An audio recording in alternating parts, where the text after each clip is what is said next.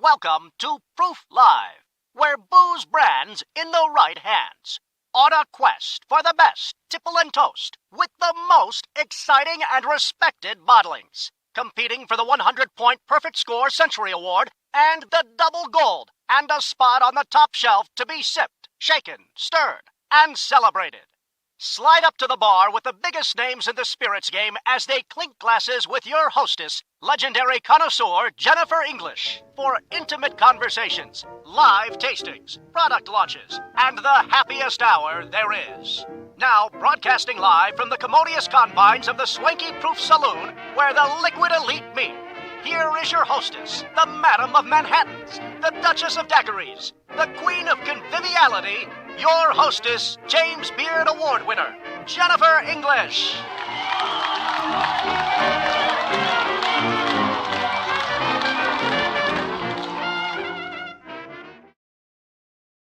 Well, good morning and cheers. Yes. Happy day it is. We are here in the Proof Saloon. Welcome to Proof Live. I'm Jennifer English. I'm the editor at large of Food and Beverage magazine, and I'm thrilled to be here with you because one of my all-time favorite ladies, one of the great dames of the world of cocktails, is here with us today. Bridget Albert is here. She's Southern Glazer's Wine and Spirits Senior National Director of Education for the Beam Suntory's portfolio and author of Fresh Mixology. She's the co-hostess of one of the most amazing and entertaining and delicious podcasts called Served Up. And she is hosting today the historical happy hour.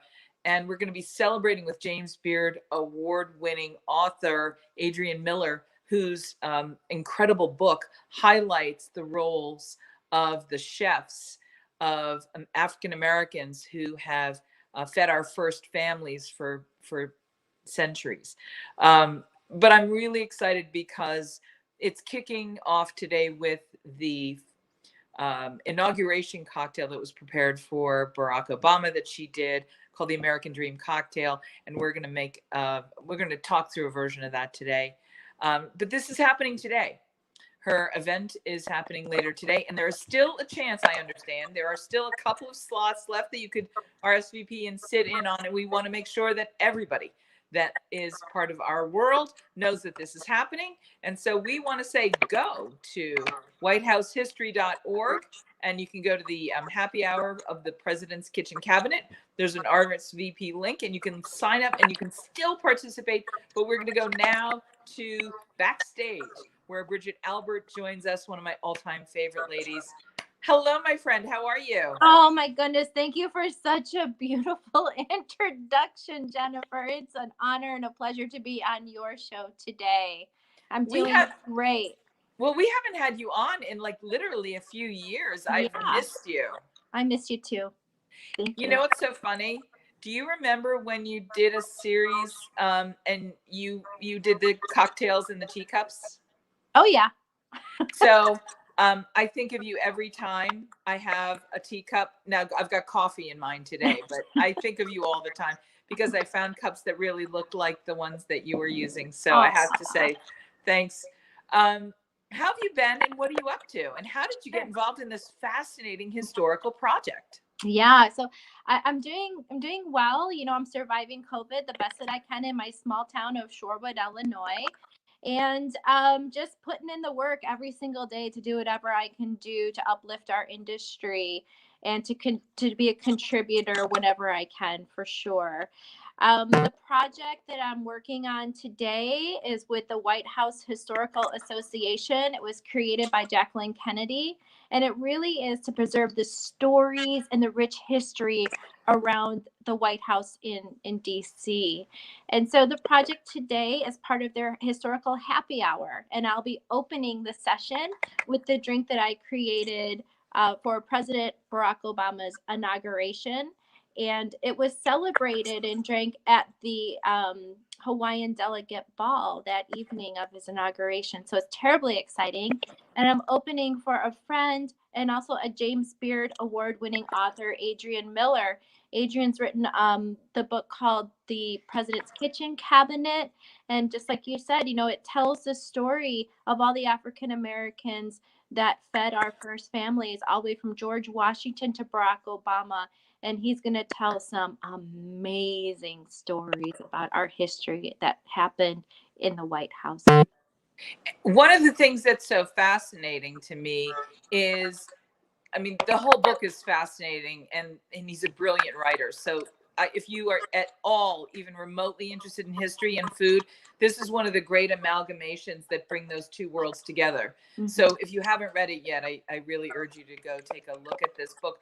But one of the really interesting things is our favorite people like Dale DeGroff, the king of cocktails, you in this experience, Phil Green. There are people who are celebrating our rich history of how cocktails have played a very significant cultural role woven throughout our history. And when we look at the White House and the presidents and first families and the traditions and the rituals of the table and of the happy hour, there's a lot that sort of fell out of the history books, let's say. Yeah. And this is a really interesting thing. Would you talk about why you think that culturally cocktails are so significant in the United States? Well, of course. I mean, people made a lot of political decisions drinking cocktails. Let's be real, right? Especially in Chicago.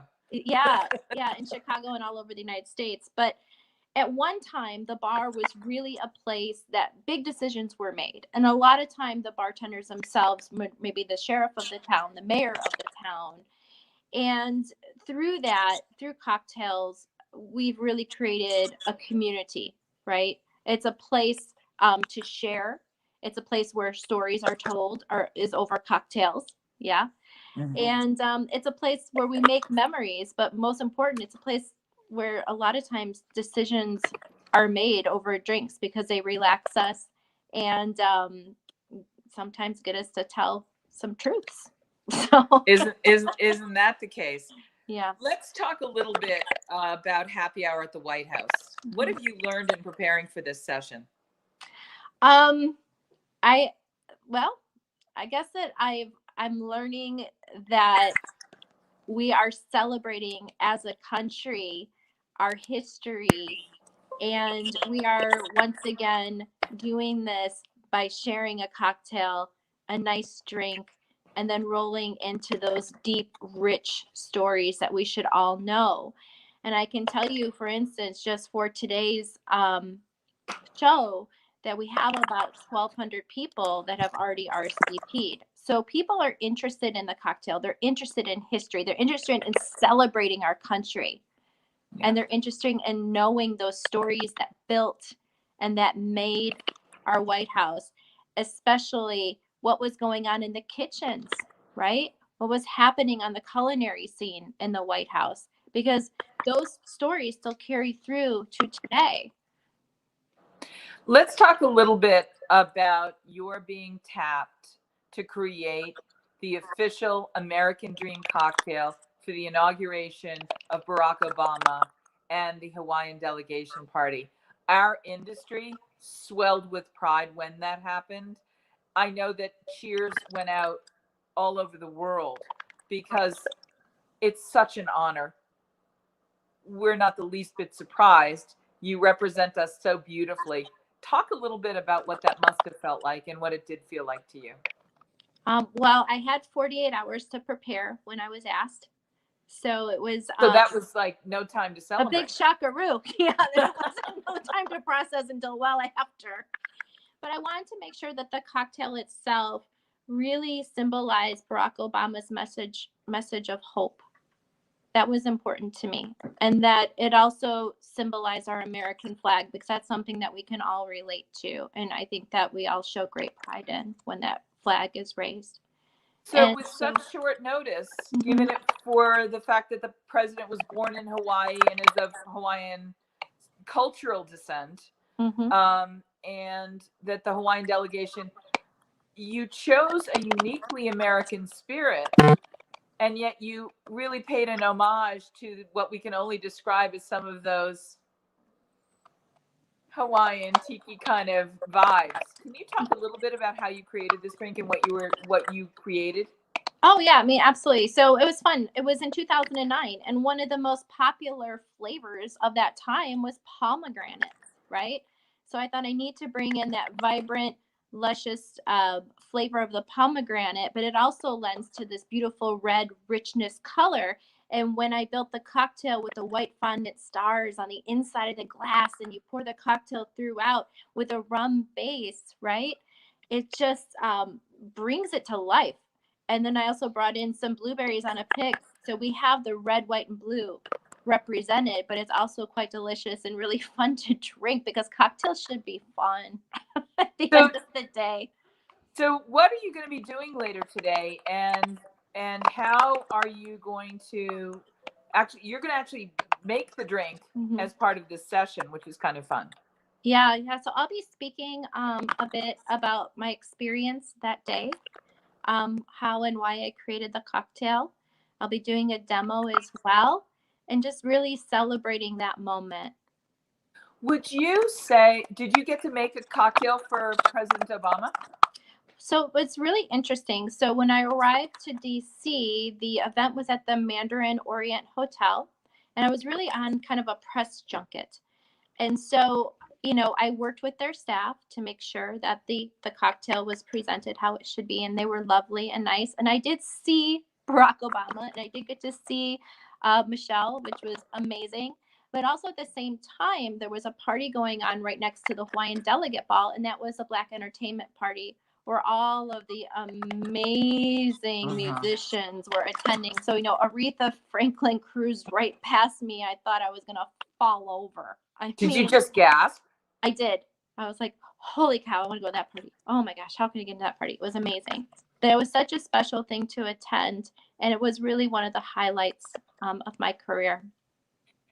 I need to put in the context for people. As service industry professionals, we will often and regularly get to encounter the biggest names in the world, the most bold-faced, celebrated names. And it's fantastic. Yeah. In our industry, you are one of those big, bold-faced names. There are people, young people especially, who love this business and look up to you the way you were just describing, watching Aretha walk through the room. Well, thank you. I want you to help us understand how important it is for everybody that's having a challenge right now. Maybe their bar is closed, maybe their restaurant is closed, maybe something is difficult about the way that their world is functioning right now. Can you give us some words of hope? Because that inauguration was about a time of hope. Now is a time where we need hope more than ever. And you used your gifts to interpret what hope could sip like. And you did a brilliant job of it. Well, thank you. Tell us some words of hope for our industry? Absolutely. And thank you for that and for letting me use your platform to do so. I really appreciate it. As a beverage industry, we're a scrappy bunch. And that's one of my favorite words to describe us, because we tend to pull ourselves up from our bootstraps and figuring out a way to serve our customers. We are part of hospitality. It's part of our blood, I feel. It's not something that can be learned. It is a true passion. And I see so many of us out there either doing cocktails to go or finding new and unique ways to serve their customers, whether it be, extending that outdoor patio, going to 25%. This too is going to pass. This time will pass. And when it does, when we open, look out. Because I do feel like we're going to see the biggest surge of people celebrating that time when they can go into a bar and have a cocktail with their friends and just, get back to that beautiful conversations that we would have over a cocktail, either making important decisions, sharing a memory, sharing a laugh, having a cry, whatever it might be. But we're on our way to get back. And Bridget, the beverage industry will be back in a bold way. Yeah. Bridget, would you do me a favor and help me describe the notion of what hospitality really should be? Now is a time when we need to be reminded of what we are called to serve and do. And how do you define hospitality? How should we be thinking about hospitality during this I hate to say unprecedented times, because that's what everybody says. Yeah, it is. But none of us have a North Pole right now, except in hospitality, where we've been the hardest hit. We're also the ones who have to still reinvent that concept and share it, even if it means putting food in a brown paper bag to be picked up at a curb. Would you talk about how you are thinking about hospitality and defining it these days? Yeah, I think that there's two parts to this. I think that the first part is, being a hospitality worker during this time is super challenging, right? It's not easy for anybody. It is hard, but people are showing up because it's what they love to do and they don't want to see it go away. They're contributing to the hospitality industry any way that they can, because this is what we know and this is what we love to do. Again, I don't believe that hospitality is something that can be learned at all. You either love this business or you just don't. And then as a customer, what I want to say is, if you are visiting bars, if you are going in just to get that to go, remember that there is another human on the other side that is taking time to prepare something very special for you with care. They're being very thoughtful in the way that they do it. And please make sure to tip them. They are an essential worker and they're keeping us going during this time. Bridget, let's define conviviality. Can you say that again? Because you just cut out. Oh, I'm cutting out a little bit. Sorry. Yeah, that's okay. Let's define conviviality. I don't even know where to start with that one, Jennifer. Conviviality is our cultural lifeblood. Yeah. Our cultural lifeblood's going to go on. Our cultural lifeblood is, really is that face that you see behind the bar. It is that extra step by putting that napkin underneath your drink. Yeah. It is that thoughtful conversation that's happening, that exchange, that human exchange that's happening. And it's also what's happening in the back of the house is so important. When you look at a bar, you look at a restaurant, it is a team. It's a true dance. Yeah. And when everything is working in sync, that's when you get the best hospitality. That's Bridget Albert, that connection. Did you develop a toast to accompany the American Dream cocktail? I have a toast that I do love to share. I share it often. It's not something that I created. It's something that I read, like 15 years ago. And I don't know who the author was. It was signed unknown, but it's very short and it's very sweet. And it goes like this. It's happiness is like a kiss. It's best when it's shared. Cheers to you, my friend, and congratulations. Thank you, Jennifer. Thanks for having me on.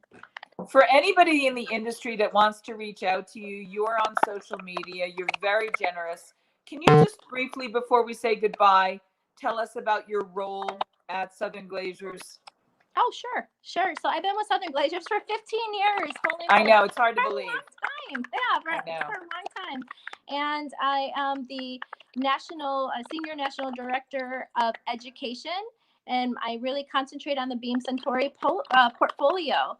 And so I work with their brand ambassador team very closely, and with our teams as well to really be a contributor to all their education efforts. So, and when we say Beam Suntory, let's remind everybody about those beloved brands that are part of the Beam Suntory portfolio. Sure. Well, if you love Maker's Mark, if you love some great bourbon, that's from Beam Suntory, as well as Jim Beam Black, Hornitos, El Tesoro's amazing. How about some Sipsmith gin? Wow. Jared Brown's favorite. I love that you have Jared's gin in there. Yeah, and we also have a great Japanese portfolio as well. The whole house of Suntory is with us as well. So if you love Japanese whiskey. And how's my friend Johnny the Scot? Everybody's doing really great. We're making it through. And thank you so much. Good luck. Enjoy this evening, and I'll be watching. Thank you so much. Let's remind everybody the event is this evening, and people can still sign up. And we've got the address where you can RSVP. Congratulations. Thank you, Jennifer. Thank you so much for your energy and your time today. I really, really appreciate this opportunity to be on your show. Thank you, sister. Won't be the last. Come back again soon. I would love it. Thank you. Peace. Bridget Albert, thank you so much. Thank you. Whether you are thinking about becoming a restaurateur or you are already in the business, Michael Politz has written a must-read, The Food and Beverage Magazine's Guide to Restaurant Success. Pick up your copy today at Barnes & Noble, Amazon, Books A Million, or wherever fine books are sold.